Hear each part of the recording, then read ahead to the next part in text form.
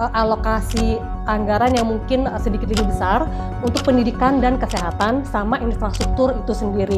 Banten ini punya kekuatan komersial daripada yang disebut swasta. Gede, kuat. Buruh sekarang butuh toolsnya sekarang video.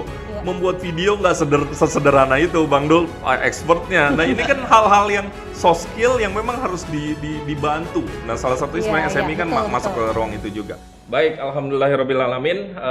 Kita jumpa lagi di podcast ini dan pada kesempatan kali ini kami berusaha untuk mengikuti protokol kesehatan. Tetapi untuk baiknya jalannya produksi mungkin kita copot masker dulu. Oke. Tapi jarak kan udah terjaga. Jarak terjaga, 1,5 meter sampai 2 meter, mudah-mudahan cukup aman. Dan pada kesempatan kali ini saya bisa kedatangan 2 tamu yang keren-keren. Sebelum saya sampaikan siapa yang hadir pada kesempatan kali ini, hari ini saya akan berbicara mengenai pendidikan digital dan tantangannya di Provinsi Banten. 2 orang narasumber yang hebat sudah ada bersama saya. Yang pertama adalah Pak Rano Karno. Pak Rano Karno adalah anggota Komisi 10 DPR RI, kemudian pernah mengemban amanah yang nggak sederhana di Provinsi Banten, pernah menjadi gubernur. Bang Rano, apa kabar? Baik, alhamdulillah. Alhamdulillah. Makasih loh Bang, udah hadir. Terima kasih, sama-sama. Oke. Kemudian di sebelah kanan saya ada Mbak Ramona Harimurti, Kepala Divisi Sekretariat Perusahaan PT Sarana Multi Infrastruktur. Mbak Mona, apa kabar? Baik, alhamdulillah Mas Imam. Iya, Mbak Mona terima kasih sudah hadir bersama kami. Terima kasih. PT SMI terus saya rasa berkontribusi aktif, kemudian benar-benar nyata di Provinsi Banten, makanya kita kepengen bahas ini. Bang Rano, Mbak Mona, kalau kita lihat kita sama-sama rame-rame di posisi yang nggak mudah, nggak sederhana sejak Februari lalu di saat pandemi hadir di dunia, tidak hanya di Indonesia. Jadi sebenarnya kita nggak sendiri. Dan salah satu yang paling menantang adalah bagaimana kita menjamin kualitas pendidikan buat anak-anak kita berlangsung secara baik. Dan itu tidak pernah mudah bahkan hingga hari ini. Oke, sekarang kita masuk pada chapter baru, vaksin sudah datang. Itu menyenangkan sebenarnya, tetapi apakah kita yang pertama divaksin? Itu. Dan apakah pun semua yang divaksin kita akan benar-benar kembali ke titik normal? Jangan-jangan tidak. Karena banyak kalangan bilang kita akan masuk tetap saja ke new normal, tidak normal yang lama. Jadi pendidikan digital rasanya adalah keniscayaan, pilihan memperbaikinya adalah keniscayaan. Jadi kita ingin tahu sebenarnya kita sudah berbuat apa. Ada pemerintah dalam konteks yang besar, ada DPR RI, kemudian ada Mbak Mona sebagai PT SMI. Kita ketahui bersama punya concern yang baik, memanfaatkan dana yang mereka miliki untuk memastikan kita semua melangkah lebih baik. Bang Rano, saya langsung ingin ke Abang. Bang, kita ngobrol santai aja. Kalau Abang lihat, Abang di Komisi 10, kita tahu salah satu partnernya ngomongin pendidikan. Di konteks ini, kita udah sampai mana Bang Rano? Apakah semua upaya yang kita lakukan cukup baik atau menurut Abang gimana? Tentu kalau tadi bicara tentang tantangan dunia pendidikan digital di Provinsi Banten, saya harus memaparkan sedikit tentang Banten ini. Banten ini memiliki 4 kabupaten, 4 kota. Ya, jadi saya kebetulan sekarang di Dapil Banten 3. Nah, Dapil saya ini cuma Tangerang Raya. Yang secara infrastruktur, Mbak Mona, cukup baik. Secara infrastruktur digital cukup baik. Walaupun belum sempurna. Tapi kalau kita bicara tentang Pandeglang, Lebak, ini ceritanya sangat beda. Makanya waktu itu saya minta maaf, saya bicara dengan Pak Menteri, Mas Nadiem. Mas, saya bilang kalau mau studi banding nggak usah jauh, datang saja ke Banten. Saya tidak bicara tentang keburukannya, tapi begitu terlambatnya membangun infrastruktur Banten. Karena itu saya jujur, saya sangat bersyukur sebelum saya berganti. Saya berterima kasih dengan Pak Jokowi karena ada 14 proyek nasional yang diserahkan kepada Provinsi Banten, termasuk Bandara Soekarno-Hatta. Bandara Soekarno-Hatta itu saya masih ingat tanggal 15 Januari tahun 2015 disebutlah apabila mendarat di Bandara Soekarno-Hatta disebut selamat datang di Bandara Soekarno-Hatta Tangerang, Banten. Sebelum itu belum pernah disebut. Ini bagian dari infrastruktur. Nah, kemudian Mas Iman, yang menjadi menarik Banten ini, saya tidak ingin bicara tentang sebuah keburukan, tapi mungkin terlambat untuk mendevelop. Satu-satunya provinsi di Indonesia ini yang tidak ada TVRI itu Banten. Betul, Mbak. Artinya masih ikut ke Jakarta. Sehingga kalau kita ke Pandeglang, kita ke Lebak, itu anak-anak sana nonton TVRI itu pakai parabola. Bisa dibayangin bagaimana dia bisa kejar dunia pendidikan melalui TVRI. Sulit, artinya sulit. Nah, ini juga harus menjadi pemikiran kita. bahwa sangat tepat SMI ini hadir di Provinsi Banten. Banten punya potensi yang luar biasa. Dari populasi, dia sudah hampir 13-14 juta orang. Industri di Provinsi Banten ini luar biasa. Ya. Kemudian infrastruktur juga sangat luar biasa. Apalagi sekarang mudah-mudahan Serang Panimbang selesai nih tol 98 km. Nah, kalau ini terbuka, infrastruktur fisik bisa meningkatkan kesejahteraan masyarakat Banten karena dia melalui Pandeglang dan Lebak yang betul-betul mengharapkan istilahnya ya industrialisasi. Artinya harus ada industri di sana. Cuman seperti apa industrinya? Harus yang cocok dengan local wisdom. Di sana pertanian luar biasa. Maaf, laut dengan hasil lobsternya terbaik tuh ada di Bayah. Nah, itu yang harus diketahui oleh masyarakat Banten bahwa ini loh potensi yang ada. Jadi nah, kapan kita ke sana, Pak? Silakan kapan-kapan aja. Kemudian kita juga Banten mendapat kawasan ekonomi khusus di Tanjung Lesung ya. Walaupun jujur belakangan agak kena isu yang cukup tidak menyenangkan yaitu tsunami. Dengan ya, itu yang membuat tapi artinya ini menjadi bagian. Nah, artinya Mas Imam, kalau kita bicara tentang dunia pendidikan di Provinsi Banten, tentu harus kita pilih wilayah. Ya. Pandeglang, Lebak punya tingkat kesulitan yang luar biasa karena di sana masih banyak yang blank spot. Nah, kemudian kalau daerah Tangerang Raya sampai Serang, Cilegon masih cukup baik walaupun tidak semua, tapi tidak se-blank yang ada di Pandeglang, Lebak. Nah, artinya itu yang saya juga sampaikan kepada Pak Menteri karena kebetulan dapil saya di sini, saya harus memperjuangkan Banten. Walaupun saya di Banten 3, jadi saya di Tangerang Selatan, Mbak, kemudian Kabupaten Tangerang, kemudian saya di Kota Tangerang. Inilah fokus saya, tapi bukan berarti saya tidak pikirkan tentang masyarakat yang ada di Lebak, yang pada notabene saya sangat tahu bagaimana kebutuhan terhadap infrastruktur ini. Bang Rano, ya. Menariknya kalau melihat Abang pernah di eksekutif, sekarang ada di legislatif. Masalahnya di mana, Bang? Kenapa kita dalam tanda petik ada kesan terlambat? Ada kendala apa kita diceritain? Oke, kalau kita bicara tentang pandemi, tidak ada satu dunia pun negara yang siap. Harus kita setuju tentang itu. Saya masih ingat setelah saya dilantik, pertama kali kita raker dengan menteri itu Desember. Beliau masih bicara tentang satu konsep yang disebut Merdeka Belajar. Setelah itu Februari, dia tidak bisa lagi memaparkan apa itu Merdeka Belajar. Karena apa yang dihadapi adalah situasi pandemi yang semua membuat kita gagap. Tapi ada blessing sebetulnya Mas Imam. Ada blessing yang secara nggak langsung pemerintah ini menyiapkan. Yaitu dengan sistem UNBK ini. Ujian Nasional Berbasis Komputer. Ini sudah dimulai Mbak Mona tahun 2015. Waktu itu memang untuk sekolah SMP yang ada di Singapura dan Malaysia. Itu sudah mulai pelatihan. Setelah itu Kementerian Pendidikan mulai mencoba kepada tingkat yang ini. Sehingga secara infrastruktur memang belum terlalu siap, tapi disiapkan dalam satu momen. Ya ujian akhir kan cuman barangkali 5 hari selesai. Kemudian perangkat disiapkan, komputer disiapkan. Kalau sekarang ini kan beda. Ini belajar anak-anak tidak di kelas. Kemudian dengan laptop komputer yang mungkin di rumah dia juga nggak bisa. HP juga mungkin ada yang jadul gitu kan. Jadi saya tidak ingin mempersalahkan negara.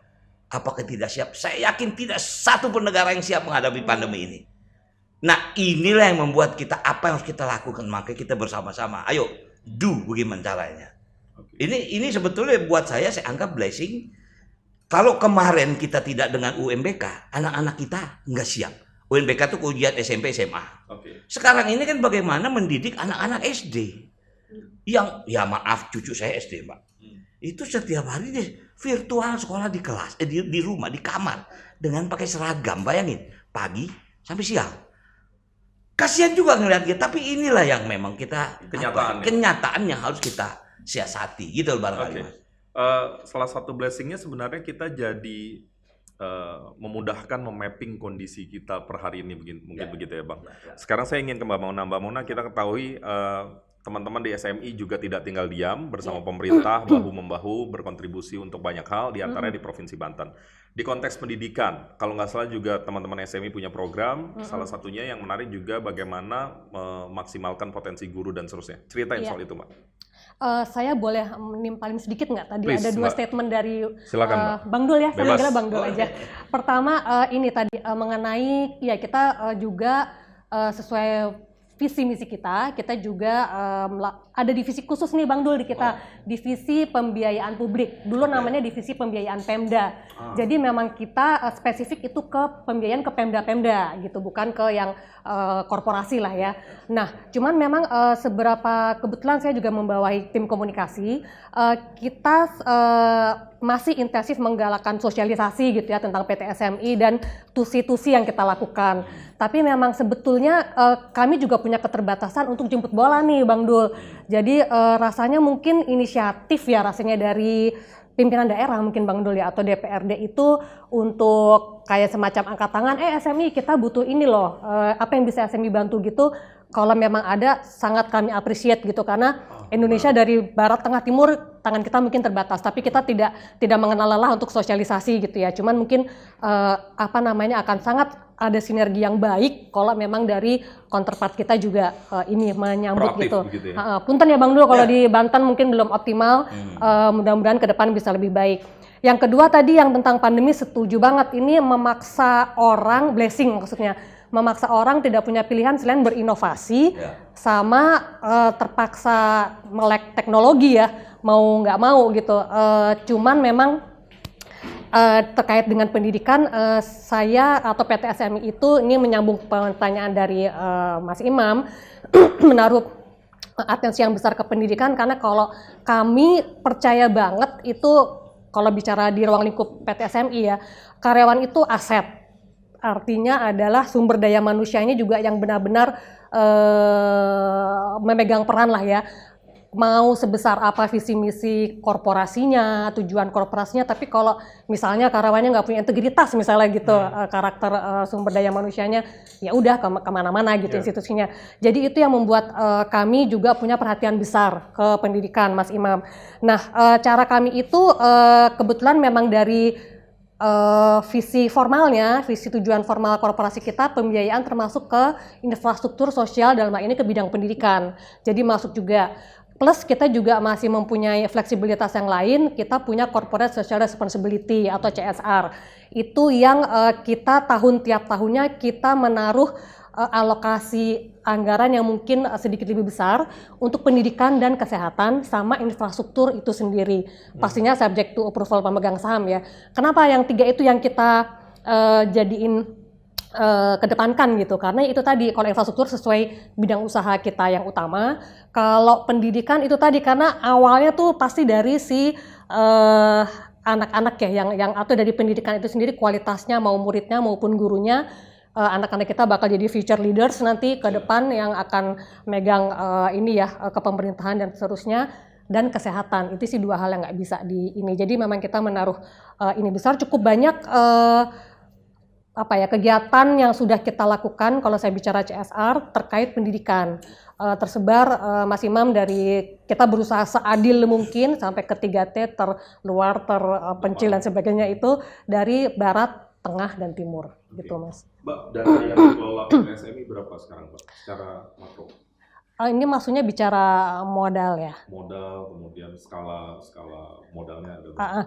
Modalnya sih kalau saya nggak salah inget ya, per Oktober kemarin itu kita sekitar 50-an triliun kalau saya nggak salah ya. Awalnya kalau boleh sedikit menjelaskan, awalnya memang pastinya dari negara ya, Mas, karena kita BUMN di bawah Kementerian Keuangan. Tapi kita juga berinovasi atau mendiversifikasi sumber funding kita itu juga dari money market dan lain sebagainya, jadi berkembang lah mungkin kesininya. Mbak, kalau saya yang awam nih, mewakili teman-teman yang nonton yang awam, melihat PT SMI itu biasanya rekat sekali dengan infrastruktur. Di konteks infrastruktur pendidikan, Mbak, kan pemerintah memang tidak bisa berjalan sendiri ya.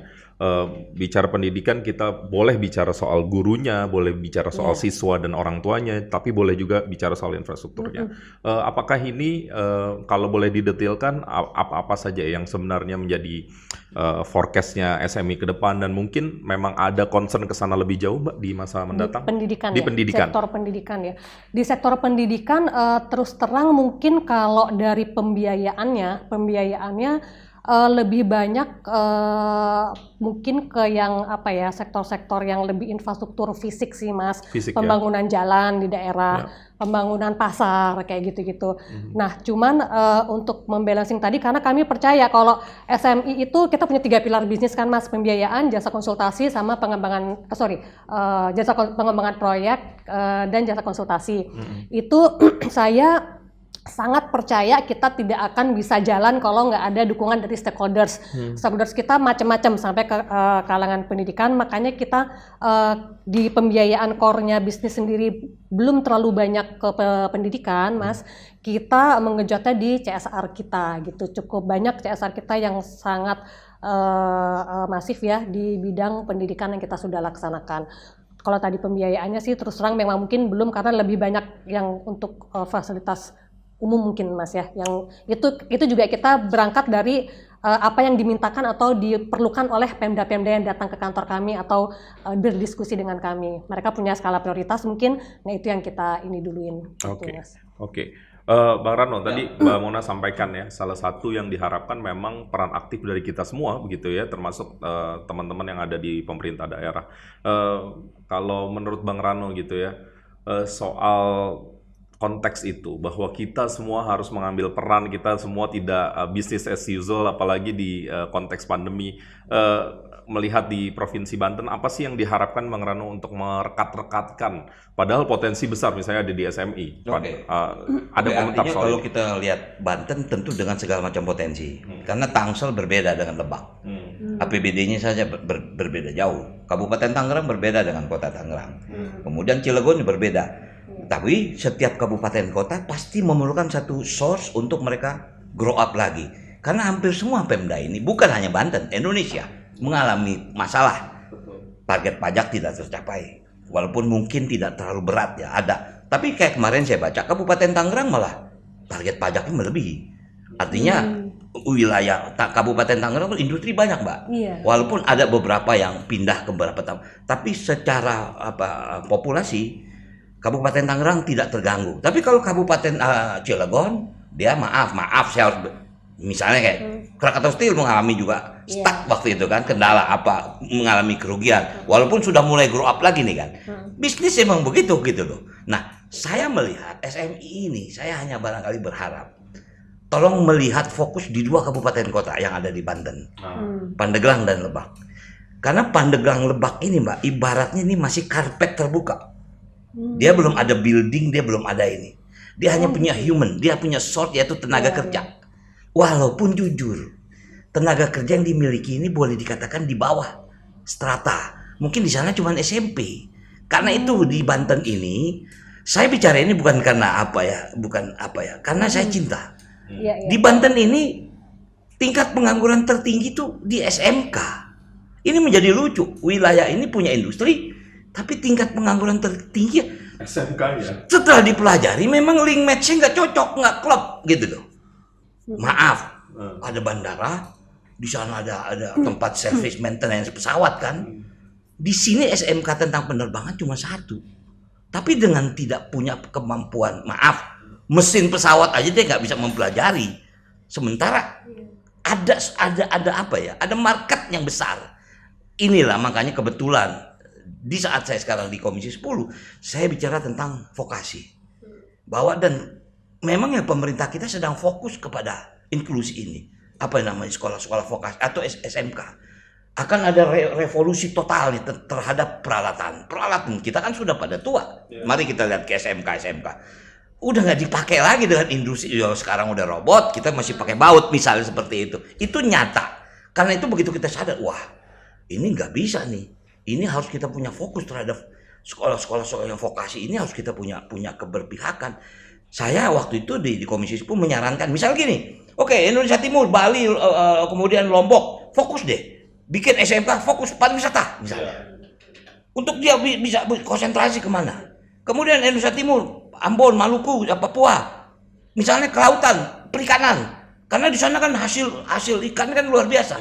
Jadi nggak saling berebut. Yang berebut tuh memang paling banyak di Pulau Jawa. Sehingga populasi pengangguran tingkat SMK di Jawa ini tinggi. Nah, ini tinggal penyebaran saja sebetulnya. Menurut saya itulah yang kami usulkan di rapat Komisi 10 bahwa tujuan vokasi ini harus diperkuat memang dengan eksekusi peralatan yang betul-betul canggih. Udah nggak bisa lagi seperti BLK kita ini udah pada tua alat-alatnya. Di sana udah pakai lasnya bawah laut, di sini masih pakai las karbit gitu misalnya kan. Ini udah nggak bisa, mesti dikejar. Dan itu kita sadar. Ini harus segera dilakukan revitalisasi total untuk masalah vokasi saja gitu. Dan kehadiran korporasi itu sebenarnya sangat dibutuhkan ya. Apalagi bicara vokasi. Makanya saya jujur ya. Ini kan kita bicara tentang fokus tentang Banten. Iya. Banten ini punya kekuatan komersial daripada yang disebut swasta. Gede, kuat. Barangkali sampai 30.000 perusahaan di Banten ini. Dari mulai kecil sampai besar. Tapi kembali lagi saya menyatakan, saya tidak bicara ini karena saya nyinyir, karena ini pengalaman saya. Ya. Hampir rata-rata head office di Jakarta, Mbak Mona. Sehingga pajak yang dibayar itu di Jakarta, tidak di Banten. Makanya kita bilang waktu itu, waduh, Banten ini cuma dapat jalan rusak dan abu. CSR itu tidak merata bisa dinikmati. Nah, kemudian kembali lagi, CSR ini kadang-kadang berkutat kepada sebuah keputusan. Karena CSR ini ada pada undang-undang PT kan. CSR itu kan responsibility. Betul. Lebih kepada sosial. Tapi kalau Anda bicara tentang bangun sekolah, atau misalnya buat olahraga, mereka sulit membahasakan, aduh nggak boleh nih. Ini buat kegiatan sosial, maaf. Mungkin bikin masjid, atau bikin jalan. Tapi kalau misalnya bangun sekolah, saya nggak tahu apakah CSR ini sudah bisa. Harusnya bisa. Itu sekarang yang kita sedang bahas, Mbak Mona, di Komisi 10. CSR ini harus ditarik kepada kegiatan, bukan hanya sosial. Olahraga. Maaf, pernah kejadian kan. Kita tahu sebuah PB yang kebetulan mungkin namanya produk rokok. Tapi dia dari tahun 60 sudah mendidik anak-anak bulu tangkis. Dipermasalahkan. Coba kalau mereka berhenti, bagaimana tuh anak-anak bulu tangkis kita yang dari mulai junior? Siapa yang mau melakukan pembimbitan? Misalnya contoh seperti itu. Kemarin volley kan semua dibilang maaf, perusahaan besar itu kan. Maaf kalau boleh sebut BNI, bank segala macam, kemudian ada. Sekarang mereka aduh mas gimana nih? Kompetisi nggak ada, gaji terus. Tapi pelatih juga pulang kampung. Nah ini problem Mas Ibam. Nah artinya CSR ini bisa menjadi satu harapan. Nah, Banten tuh punya kekuatan besar untuk CSR. Gitu loh, menurut saya gitu. Menarik. Mbak Mona, kalau kita menatap ke depan dan yang existing sekarang, setahu saya kan PT SMI juga concern ke capacity building untuk guru-guru dan seterusnya. Dan tadi ada harapan dari Pak Rano soal ke depan jangan-jangan CSR ini bisa lebih menyasar sektor-sektor yang disebutkan tadi. Cerita dong soal itu Mbak, ada nggak sih kemungkinan kita melihat itu? Boleh, ada Mas, jawabannya kalau jawaban pendeknya ada. Jadi alhamdulillah Bang Dul kita PT SMI menyentuh pendidikan Bang Dul. Malah kita pendidikannya juga kita ada yang formal sama yang non formal nih CSR di PT SMI. Formalnya ya mungkin pembangunan gedung sekolah cukup banyak Bang Dul. Ada juga yang mungkin directly atau indirectly dibicaranya. Jadi kita pernah buat CSR untuk di Sentani, Papua ya. Di Papua itu kita ada 5 pulau, kita melihat ada 5 pulau. Anak-anaknya tuh kalau sekolah mesti naik perahu dulu, biayanya 50.000 Pak, 20.000 sampai 50.000 gitu. Berarti membelikan perahu. Nyebrang. Cuman kita nggak gitu kebetulan. Terus kita lihat ini kasihan juga ya anak-anaknya. Tapi untuk menjembatani mereka kehausan ilmu mereka, akhirnya kita buat perahu pustaka. Jadi perahu itu keliling tiap minggu berapa hari berhenti di satu pulau, berapa hari di satu pulau itu mereka ada buku pelajaran, ada buku non pelajaran. TBM bergerak. Ya, Taman bacaan bergerak. Beli kapal sih bener sih tadi bukan untuk siswanya, tapi dia Jadi keliling. perahunya yang muter ya, Pak? Perahunya Bukan muter. orang yang digerakkan. Iya itu lihat anak-anak di situ belum diresmikan aja udah berebutan masuk tuh kita cukup ternyuh ya lihatnya maksudnya kayak gitu. Terus kalau ke depannya tadi yang Bang Rano bilang olahraga juga alhamdulillah kita sudah sih Bang Dul misalnya kayak bikin melalui CSR juga kebetulan. Misalnya mungkin belum bisa dibilang CSR kita itu belum bisa sebesar grup-grup corporate group gitu ya Bang Dul ya. Tapi misalnya kita membangun kayak lapangan bola atau mungkin lapangan-lapangan olahraga yang lain gitu. Itu satu. Kalau non formalnya betul Mas Imam, kita ada semacam program pemberdayaan masyarakat. Itu kita bisa biasanya juga dengan counterpart kita bekerja sama kasih pendidikan atau pelatihan ke guru-guru Mas Imam. Nah itu berbagai ilmu. Kita biasanya juga sebelumnya kan kita pasti ada assessment dulu. Sekolah ini butuhnya apa, untuk gurunya butuhnya apa, muridnya butuhnya apa, infrastruktur fisik sama sosial. Nanti kita mappingin. Kalau dua-duanya memang butuh bangunan fisiknya diperbarui atau dilengkapi, lalu gurunya butuh pemberdayaan atau pelatihan pembimbingan gitu ya, itu kita juga bisa kasih. Kalau Mas Imam nanya tadi ke depannya gimana, kebetulan memang CSR karena ada di tim saya, saat ini kami tetap mempertahankan yang tadi itu Mas, pokoknya pendidikan, kesehatan, infrastruktur masih mendominasi. Artinya apa? Artinya kita untuk jangka panjang kami masih melihat pendidikan sesuatu yang harus elaborasi dan masih luas ininya gitu. SME mungkin belum apa-apa Bang Dul yang kita kasih juga dibandingin yang lain gitu. Cuman apa yang maksimal kita bisa perbuat ya itu yang akan kita coba gitu. Karena masalah existing yang sederhana aja Mbak Mona, Bang Rano. Misal nih, sekarang kan zamannya e-learning. Guru tidak sesederhana memindahkan kelas yang tadinya offline menjadi daring. Kan nggak sesederhana itu. Guru sekarang butuh toolsnya sekarang video. Membuat video nggak sesederhana itu, Bang Dul, expertnya. Nah ini kan hal-hal yang soft skill yang memang harus dibantu. Nah salah satunya sebenarnya SME kan masuk ke ruang itu juga. Ada komentar mungkin Bang Rano atau? Ya sebetulnya yaitu tadi saya katakan. Gini. Seperti Kementerian Pendidikan Kebudayaan, dia punya Pusdatin. Pusdatin itu pusat untuk pembuatan program-program. Dia kan punya bukan ruang guru apa ya namanya, ruang kelas apa? Dia punya aplikasi, tapi tidak sepopuler aplikasi yang lain. Banyak tidak tahu. Begitu pandemi, program dia ini itu yang diputar di TVRI. Materi itu. Saya nggak tahu, saya dengar secara dalam sejarah belum pernah TVRI punya rating tinggi. Karena setelah dia putarkan, masalahnya kan untuk membuat konten program pendidikan Mbak Mona itu nggak bisa selesai seminggu 2 minggu. Nah dia kemarin cuma punya stok untuk 3 bulan. Setelah, kemudian saya waktu itu kita rapat di itu kan, kemudian bagaimana? Iya Pak, kita juga bingung karena ya maaf kembali lagi ke anggaran. Saya usulkan kepada kementerian, Pak Mas Menteri, Pusdatinnya di backup dengan modal yang besar. Karena bikin animasi itu nggak murah Mbak. Apalagi dengan jumlah misalnya 10 jam tayang. 3 bulan kemarin itu keluar Kementerian Pendidikan untuk maaf istilahnya bayar airtime TVRI 70 miliar. Tapi hasil yang diterima anak-anak luar biasa. Nah sekarang ini sedang dikejar itu. Nah artinya kalau setiap kabupaten kota punya keterwakilan, misal dia bikin bantu program ini, itulah saya bilang gunanya TVRI di daerah. Dia bisa bikin programnya untuk diputar di TV daerah, sehingga tidak usah nunggu dari pusat gitu loh. Karena kan kebijakan lokal itu kan berbeda-beda, makanya saya katakan beda-beda kan. Misalnya maaf, Lebak dengan suku Baduinya, itu kalau dibikin konten menarik itu bagaimana mereka belajar. Mereka tidak punya lembaga pendidikan Pak, tapi anak-anak Lebak Baduy itu belajar. Dia belajar dari alam, bagaimana dia tahu dia bisa menghitung. Oke kita bilang dia gaptek, tapi dia punya HP. Tapi rumahnya nggak punya listrik, dari mana dia ngecas? Turun dulu di kampung bawah. Menarik kehidupan itu. Itu kan kalau dibikin sebuah konten, itu bisa menjadi edukasi, bisa juga menjadi turisme gitu loh. Itu maksud saya gitu. Mbak, soal ke depan juga nih. Tadi kan existingnya PT SMI juga melalui CSR-nya membantu misalnya guru-guru untuk mengupgrade kemampuan mereka untuk masuk ke dunia digital, yang sebenarnya memang nggak terlalu mudah begitu ya. Buat yang di perkotaan saja tidak mudah, apalagi di teman-teman guru yang berada di mungkin di kabupaten yang jaraknya cukup jauh dari kota.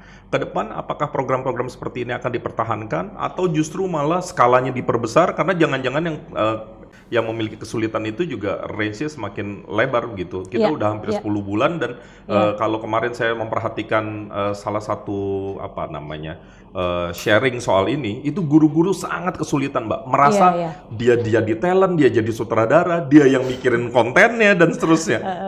Cerita soal ini Mbak Mona.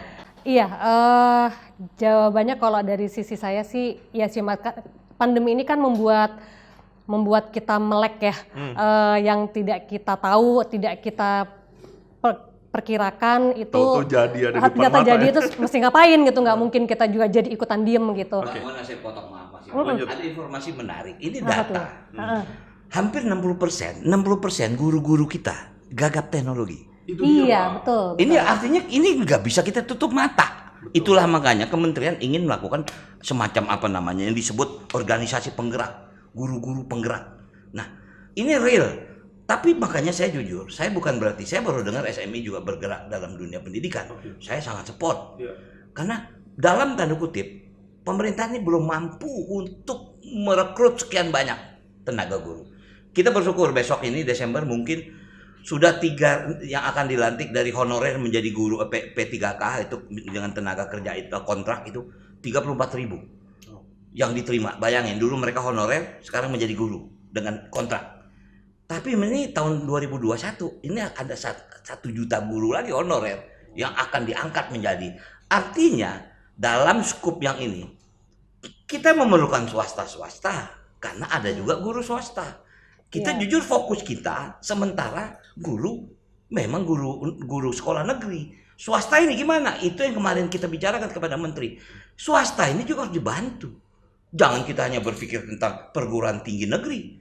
Perguruan tinggi swasta itu kadang-kadang masih lebih banyak jumlahnya dari perguruan tinggi negeri. Di Kalimantan itu perguruan tinggi negeri cuma ada 4. Tapi swastanya ada kira-kira 180-an. Mereka kolaps. Ya maaf, kalau negeri mungkin digaji negara. Swasta, kalau mahasiswanya nggak kuliah mau gaji dosen siapa? Itu yang kemarin kita juga rapat dengan pendapat. Sehingga Mas Menteri berani mengambil keputusan bahwa memberikan bantuan seperti bantuan subsidi upah pendidik tenaga kependidikan. Kemudian semua untuk PTN juga, PTS juga. Jadi dosen-dosen perguruan tinggi dibantu juga. 1 orang itu dalam 1 tahun 1 orang 1.800.000. 2 juta lebih Mas Imam yang dibantu oleh. Artinya hampir 3,5 triliun. Tapi guru tuh selalu jadi masalah klasik kan Bang Dono. Memang dulu. klasik, betul. Klasik, Apalagi yang namanya guru honorer. Iya. Kita kalau dengar guru, aduh memang ya maaf, kembali lagi maaf. Masih ada guru yang digaji 150.000. Iya. Ya gini hari loh gitu. Sampai nggak mungkin gitu. Tapi itu yang ada. Tapi masih banyak orang yang mau jadi Iya, guru iya, gitu. Jadi saya pahlawan jujur, tanpa tanda jasa. ya lepas daripada itu saya sangat mensupport SMI kalau memang juga mau masuk memberikan bantuan apa saja di dunia pendidikan. Dunia pendidikan sangat luas. Ada tenaga pengajar, ada guru, ada teknologinya. Kayak sekarang ini, ya kita sedang membantu. Mungkin tahun depan hampir 300.000 laptop yang akan diberikan. Nah, saya mau masuk ke situ, Pak. Balik laptop ya. Kalau kita bicara pendidikan melalui digital, pemerintah juga kan sebenarnya dalam 10 bulan ini melakukan banyak hal ya. Tetapi sebagian pihak juga menganggap masih ada yang harus dikerjakan. Misal begini, pemerintah mencoba menanggulangi dari sisi pulsa. Kan kemarin sempat ada yang dibagikan. Tetapi sebagian orang menganggap butuh hal lain. Karena tidak semua orang ternyata punya gadget, tidak bisa melakukan daring dan seterusnya. Ke depan apa sih yang lagi digas-gas pemerintah dan DPR Bang untuk memenuhi konteks daring ini? Oke, artinya gini Mas, Mbak Mona. Komisi 10 ini cuma 4 mitra kerjanya. Ya, kami ini pendidikan kebudayaan, kemudian pemuda olahraga, pariwisata, ekonomi kreatif dan perpustakaan. Pendidikan kebudayaan ini memerlukan BTS. BTS ini adanya di Kominfo. Nggak mungkin kita hanya kasih HP atau laptop. Wilayah dia nggak punya jaringan. Makanya tahun depan Kominfo ini akan mempercepat membangun jaringan. Dalam arti kata mempercepat tuh berapa lama kita tidak tahu. Karena jujur itu tidak ada di Komisi 10. Kita hanya mensupport, mengharap segera. Karena maaf, yang kita khawatirkan pandemi ini mungkin tidak selesai dalam waktu 2 tahun. Iya. Apakah anak-anak kita di sekolah mungkin setelah vaksin udah bisa masuk ke kelas? Kita belum tahu kan. Artinya kita masih berharap dengan teknologi. Nah, itulah yang saya katakan awalnya. Pandemi ini memang punya dampak luar biasa. Cuman untungnya kita terlatih juga dengan UNBK tadi. Walaupun itu skupnya kepada SMP, SMA yang ujian akhir. Sementara anak-anak sekolah nggak tahu bagaimana kan. Nah sekarang baru mulai. Nah inilah menjadi menarik bahwa teknologi itu memang menjadi satu bagian yang tidak bisa kita hindari. Ya. Walaupun pasti ada dampak. Nggak mungkin, Mas. Ya. Wilayah ini 17.000 pulau, nggak mudah membangun BTS itu. Pernah saya tanya berapa lama sih bikin jaringan? Pak, dari mulai serat optik sampai segala macam, itu bisa 3 tahun. Iya gitu. Kan nggak gampang, Mas. Gimana caranya kan? Terpaksa dengan pulsa dulu. Iya. Ya wifi lah. Sekarang lagi banyak nih orang pasang wifi. Nah jadi seperti itu gitu loh. Oke. Mbak Mona, ada yang mau Iya. ditambahkan soal ini? Ada, mungkin salah satu tadi saya bilang kan kita jadi memaksa kita melek gitu Mas, dan memaksa kita berinovasi gitu. Oke, sekarang ada isu di keterbatasan keterampilan guru gitu ya. Iya. Kita juga bekerja sama dengan beberapa yayasan, ada juga yang di Banten Bersih ini. Jadi mereka berinovasi atau berkreativitas membuat media pendidikan yang tidak selamanya pakai komputer gitu ya, pakai alat bantu, tetap dengan mungkin hard copy dan sebagainya. Itu sebagai salah satu solusi juga menurut saya bisa menjangkau guru yang mungkin memiliki keterbatasan plus anak didiknya sendiri gitu. Yang seperti itu. Benar sih Mas Imam, PR PT SMI juga mungkin masih besar ya, benar kata Bang Dul, bukan pesimis tapi sepertinya malah pragmatis. Mungkin pandemi ini belum 1-2 tahun selesai, mudah-mudahan sih cepat ya. Nah itu yang kita juga nggak tahu di depan, dan inovasi apa lagi yang bisa kita buat gitu dengan kondisi yang terbatas. Tapi ini membuat kita berputar otak terus gitu ya, gimana caranya untuk si guru ini juga bisa melek teknologi, ilmunya nyampe ke anak-anaknya gitu. Karena tadi saya bilang nggak pandemi, oke pandemi, tapi kayaknya pendidikan nggak bisa berhenti gitu ya Bang Dul. Mereka harus tetap berjalan untuk nanti mereka yang akan jadi future leaders itu gitu loh. Jadi ya gitu sih, PR-nya masih berat. Bang Rano sama Mbak Mona, saya sedikit membelokkan konteksnya, tetapi masih soal digitalisasi, soal pendidikan dan seterusnya. Saya ingin cerita soal pengawasannya Mbak Mona. Ya. Namanya uang, apalagi ini uang ada sisi APBN-nya, ada CSR, tentu kita ingin ini dimanfaatkan secara akuntabel. Bisa dipertanggungjawabkan kepada publik sebagai dalam tanda petik pemilik saham terbesarnya sebenarnya kan. Apa pentingnya menurut Mbak Mona publik mengawasi berjalannya misalnya hutang yang diberikan oleh PT SMI termasuk misalnya ke Banten. Dalam konteks ini saya ingin Mbak Mona bicara. Makasih Mas Imam, sangat-sangat penting Mas ya. Kalau mungkin Mas Imam ikutin dari berita belakangan, kita juga menerima amanah baru deh dari pemerintah melalui Kementerian Keuangan untuk menyalurkan dana-dana pinjaman pemilihan ekonomi nasional ke Pemda Mas. Nah itu dari awal pemegang saham sudah memberi amanah, ini harus transparan dan harus akuntabel. Pasti gitu ya, karena betul tadi harus optimal dan harus tepat sasaran gitu. Bagi kami sangat penting, dan kami sudah melakukan beberapa langkah reaktif dan antisipatif untuk menjaga mengawal dana tersebut. Salah satunya kita sudah menjalin kerjasama dengan KPK, dengan Jamdatun untuk mengawal proses penyaluran dana-dana ini supaya transparan gitu.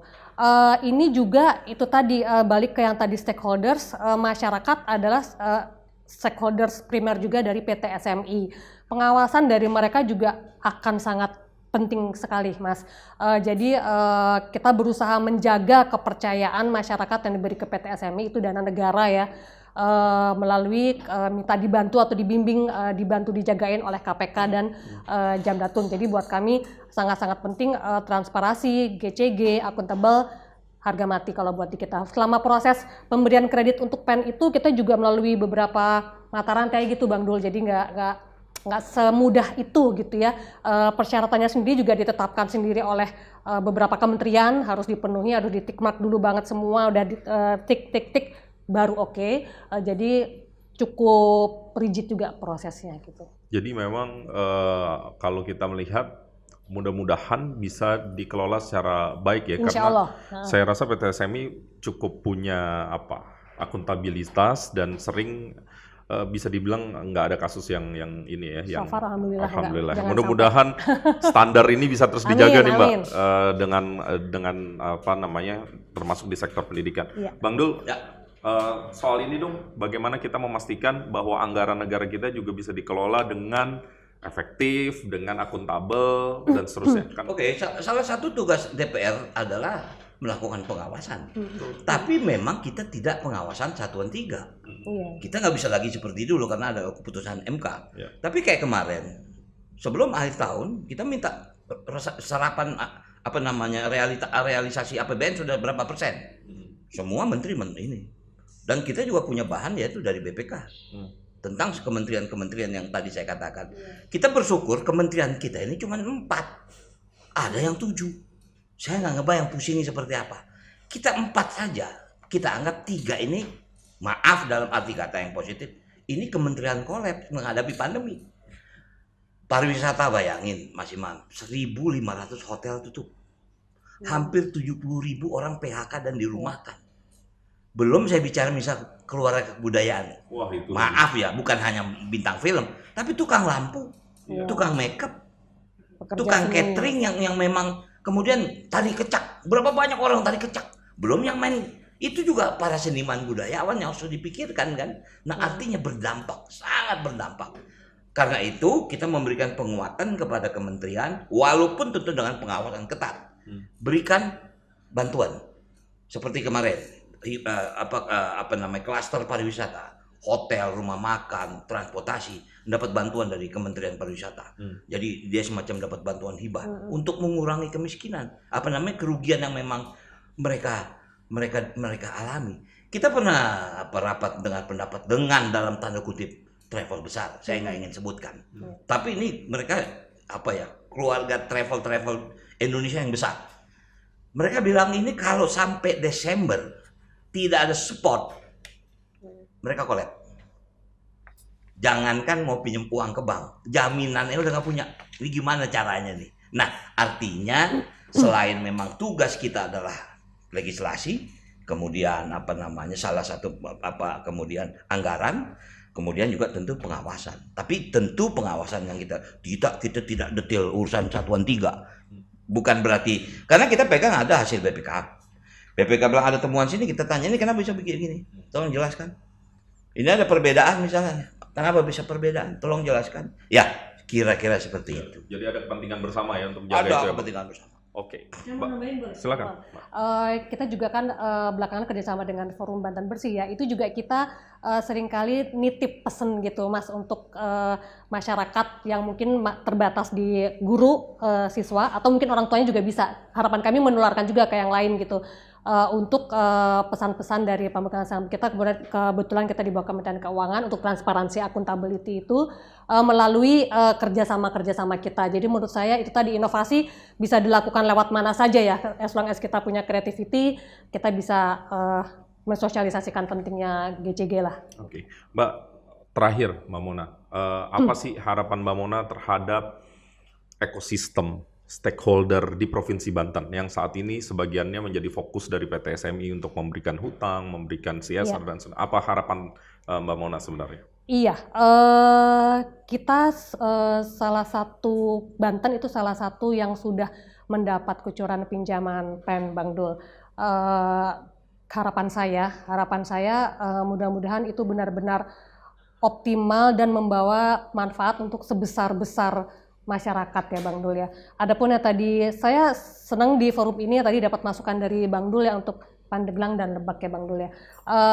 Mungkin saya juga tidak berhenti di sini, saya bisa titip atau ngomong ke teman saya yang membawahi kepala divisi pembiayaan Pemda misalnya untuk coba dia review atau analyze atau jemput bola dan sebagainya gitu.